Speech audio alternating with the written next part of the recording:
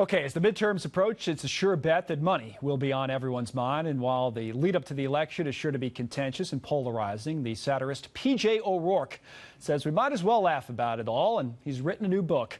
It's called None of My Business. P.J. explains money, banking, debt, equity assets, liabilities, and why he's not rich, and neither are you. He sat down with Kennedy earlier. Welcome back. It's so nice to see you. It's nice to be here. I love your writing so much, and I'm so glad to hear you writing about this because a lot of people want to think that the president's personality is the central issue for every single vote that's coming up in 2018 and 2020. But it's really the economy, isn't it?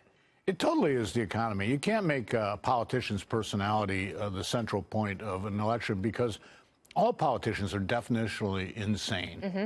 I mean, any president of the United States is somebody who spent 2.5 years eating spaghetti dinners at all time of day with every conceivable group of jackasses you can imagine. Yeah. And so they're nuts. And this one just manifests it a little more than is usual. But money is always with us. And it's interesting because I've heard it described as his economic halo. Like it is his Captain America shield, that if the economy continues to improve, the president will be fine. But what I think is most interesting is people's personal economies. And you point out in the book that to live the life that you did in the 50s in Toledo, Ohio, now you'd have to be rich. Yes, absolutely. One of the things that's really changed over the past 50, 60 years is how much it costs to be middle class. And when I analyzed the changes in chain dollars, what I found was that actually middle-class people have a lot more luxuries than they used to. Much better travel, much better entertainment, or more entertainment. Better quantitatively, whether it's qualitatively better or not, I couldn't say. But two big factors are housing is much more expensive than it used to be. The 4-bedroom, 2-bathroom house that I grew up in with a dad making 12 grand a year back in the 1950s, that thing's going to be, depending on what neighborhood you are, anywhere from 300,000 to 3 million for that. And then education is just through the roof, largely not just because of college, although that's gone wacky, but people won't send their kids to public school if they can possibly help it in most places in the United States. You either have to move to a suburb you can't afford or send your kid to a school you can't afford. You have to sort of make the and either way, even though there is greater access to more fun things, you can't afford those fun things if you're making those sorts of compromises. And that's why when people hear about getting some of their tax money back, that's when politicians become much more popular. Much more popular. And then, of course, there's the topper on why middle-class life is so expensive, is that everybody nowadays insists on having two of these lives. That is to say, they get divorced. So whereas my dad was paying for one family with his $12,000 a year, now he'd be paying for 2 or possibly even 3. Yeah, and then the secret family also. Right, exactly. You never really find out about until the wake. Boy, is that awkward. Yeah. Well, but there's a lot of stuff in your book that's so funny, like banking. Banking is boring and awful. Banking is boring and awful until you look into it carefully, and then it turns scary. Yeah.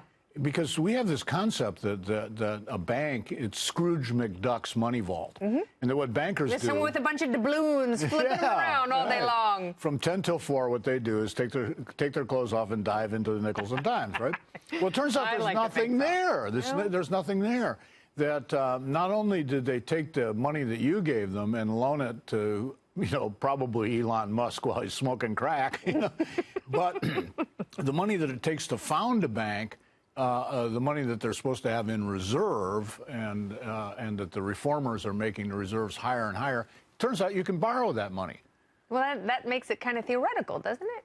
All money turns out to be really theoretical, yes. Which is, of course, what gives an edge to people in the cryptocurrency field, which I personally consider cryptocurrency to be an invention of the evil math club with weaponized slide rules. Yeah. And these like strange pear-shaped nerds, and sitting in their mom's house in their emoji pajamas. But it's the perfect tool for millennial success. Yes, which is no success yeah, because at all. but you hear about these people like all of a sudden making billions of dollars investing in cryptocurrency, but Okay, it almost feels like a Ponzi scheme. Like, you know, the early adopters. It doesn't feel like one. It is one. Yeah, to any Ponzi scheme, like they're filthy rich, like the founders of Amway. One of my favorite parts of this book, I guess you can have favorite parts of your own book, was when I went years ago. I went to Albania when all the pyramid schemes just destroyed the Albanian economy. Yeah. And I said, what's the deal? What's the matter with these people? Why? And it took me half an hour to find out. I went to one newspaper editor, and the newspaper editor told me they knew that these pyramid schemes couldn't work. They assumed there was something illegal going on, drug smuggling, gun smuggling, money laundering. They didn't think they were victims of these pyramid schemes. They thought they were the perpetrators of them. And that's probably what it is with They were just working the system till the system worked them. Yeah, there you go. Yeah, that's why it's more money, more problems, especially in Albania. Especially in Albania. But, you know, maybe it was studying that. That's why you described our Social Security system as a Ponzi scheme. It is. It totally is. I mean, you know, you keep paying into that thing. And I mean, I'm not paying into it anymore. I'm reaping the benefits now. Nice. But you poor young suckers, you're paying into it. And by the time you get to be my age, there won't be nothing left. We won't be your age because we won't live that long because we won't be able to afford food and oxygen. And medical care. It'll be quite sad. Yeah, and one of my other favorite PJ O'Rourke quotes, you think healthcare is expensive now, wait till it's free. Just wait and see. Oh, PJ, well, this book is fantastic. None of my business. Look at that, PJ O'Rourke. It's exactly what you need. Absurdity, money, and some of PJ's money for all of us. Thank you.